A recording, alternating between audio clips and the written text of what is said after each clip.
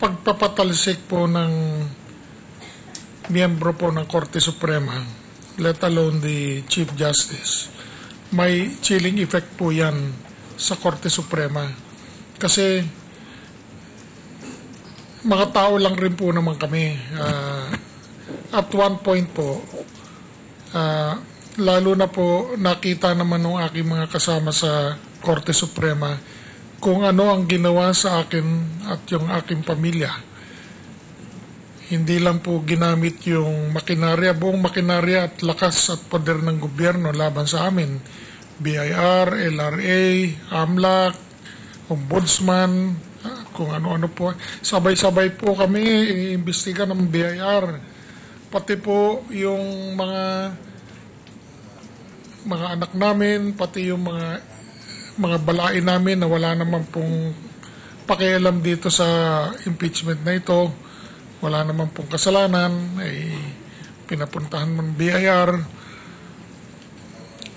At yan lang po, isang bahagi lang po yan. Yung pangalawang bahagi po ay, at probably mas matindi po, yung araw-araw na 24/7 magbuhat umaga hanggang gabi, wala na kaming nadinig kundi panglalait, pangiinsulto, pangalipusta sa aming honor, sa aming pagkatao, sa aming reputasyon.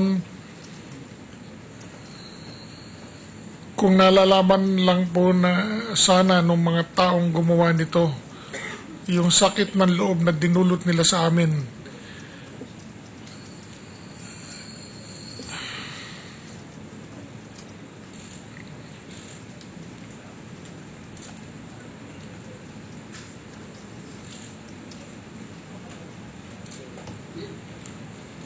Mr. Chief Justice, are you all right? Apo, hindi po. Apo. Yung pangalan ko pong pinangakalagaan po all my life. Tapos tawagin kayong masamang tao, magnanakaw, mandurugas. Hindi lang po ako ang nagsuffer po dito. Pati po yung mga anak ko, pati po yung mga apo ko. Gusto ko lang po maikwento sa inyo yung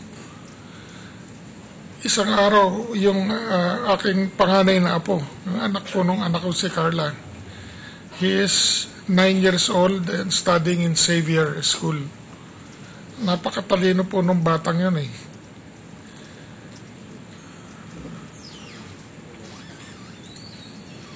Isang araw po na nag-uusap-usap kami sa pamilya tungkol dito sa impeachment na ito.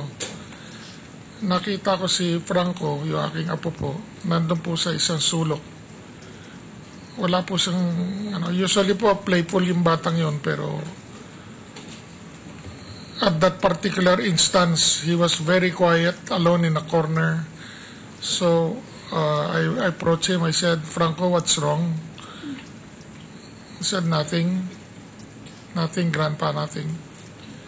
"No, I know you. You're not your usual self. What is wrong? Tell Grandpa." "No, nothing." Kapipilit ko po. Sabi ko po, "Do you know what they're talking about in the newspapers about Grandpa? Do you know what they're saying about Grandpa?" And he said, "Yes." "What do you think?" Then he kept quiet for a very, very long time, and I said, "Tell Grandpa, I want to know what you think about what they're saying about Grandpa."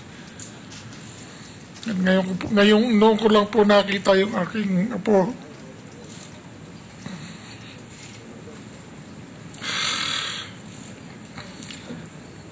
Noon ko lang po nakita yung aking apo. He clenched his fist and he said, "I am very, very angry." Nagulat po ako kasi for a 9-year-old to say that, Yun po ang nararamdaman at pinagdaanan ng aming pamilya. Pinagbintangan kami, 45 properties daw. Alam naman po ni Administrator Eulalio Diaz na hindi totoo yung sinasabi niya. Yet, ililik niya doon sa media.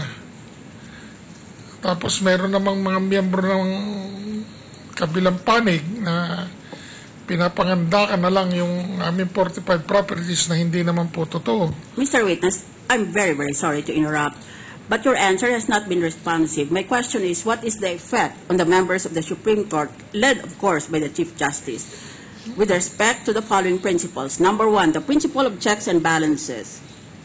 How do you view this principle as impacted by the present impeachment trial? Number two, the so-called the principle of the independence of the judiciary. And number three, the doctrine of sub judice. Well, I only have 2 minutes. That's why I had to interrupt. Thank you. I'm sorry, Your Honor. I just got carried away emotionally. But all right, I think this whole impeachment proceeding has had a very chilling effect on the Supreme Court, if I may say so.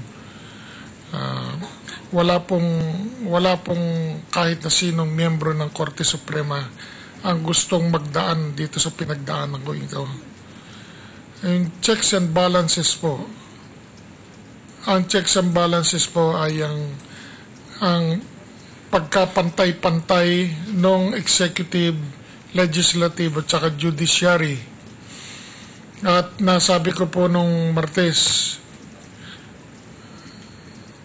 yung pagwawasak po niyang checks and balances na yan ay probably ay siguro po ay ang pinakamasamang epekto nitong impeachment complaint na ito.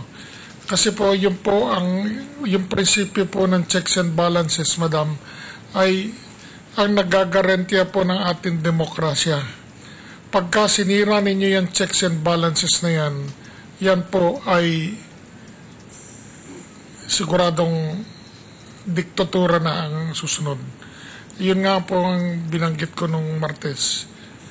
Ngayon, yung sa ating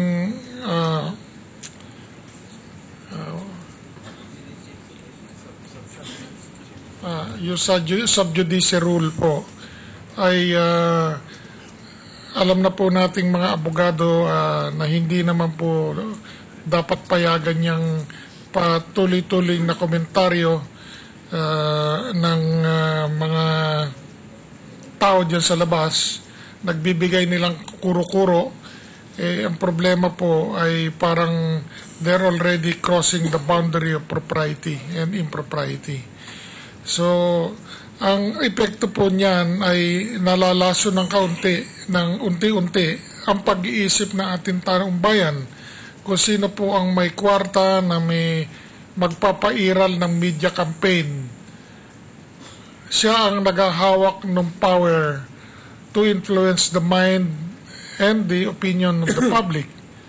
Mabuti po tayong mga miyembro po nitong Senado, kayo naman po mga taong may experience at saka sanay dito sa mga bagay na ganito at hindi kayo nasisway. Pero yung mga taong bayan po, paano naman po yun? You have an impeachment court, yung hindi po ma-ipresentang ebidensya dito, doon o ilinilalahad sa labas. So, nasisira po yung ating tinatawag na sub judice rule na hindi po tama ang nangyari po. Okay. Is that enough, Madam? Yeah. Thank you All right. po. Thank you po. Floor leader. Thank you, Mr. President. May I recognize the Minority Leader, Senator Alan Gentleman Cayetano. from Taguig. Magandang hapon, Mr. President. Senator Sir Chief Cayetano. Justice, magandang hapon po. Magandang hapon po, Senator.